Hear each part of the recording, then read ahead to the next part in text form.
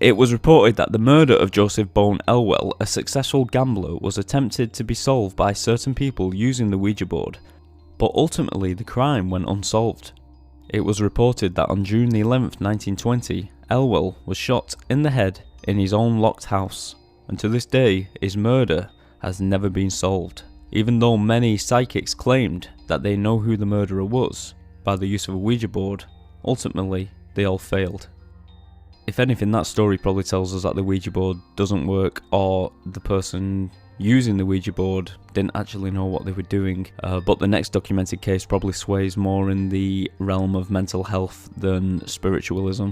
This case tells of a woman who was committed to a psychiatric hospital for leaving her mother's dead body in the living room for 15 days before burying her in the backyard. The daughter claimed that the Ouija board had instructed her to do what she did, and she was not crazy. Now, some might say that the Ouija board was responsible for this, but I think a lot of people would sway towards the fact that the lady was probably suffering from mental health issues, and she was in fact crazy, even if she stated that she wasn't. She probably needed help. The next incident involving a Ouija board took place in 1929 near Buffalo. Leila Jimison and Nancy Bowen turned to the Ouija board for help in solving the mysterious death of Nancy Bowen's husband. They claimed that the dead husband did indeed make contact. Apparently, the dead husband named his female murderer and gave a description of the killer and address. Leila Jimison claimed that she actually knew the female killer named Cloffield, and I hope I'm pronouncing these names correctly. It's worth mentioning that days after the seance, Nancy also received a mysterious letter, which informed Nancy that Cloffield was in fact a witch and had killed her husband. This was all that was needed to push Nancy over the edge, as well as the Ouija board seance. She is then said to have gone out and purchased chloroform and a hammer, knocked on Cloffield's door and murdered her with the hammer, and then placed a rag soaked in chloroform down her throat for good measure. It turned out Nancy had been set up by her friend, Leila, who was actually having an affair with Cloffield's husband and simply wanted the woman out of the way. Nancy was found guilty of manslaughter, whilst her so-called friend was acquitted. So that story points more at deception rather than it being a supernatural story.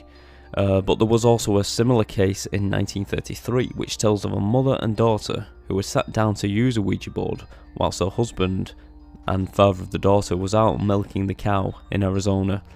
The board informed the daughter to kill her father when he had finished milking the cows, and shockingly, the mother was very supportive of this idea.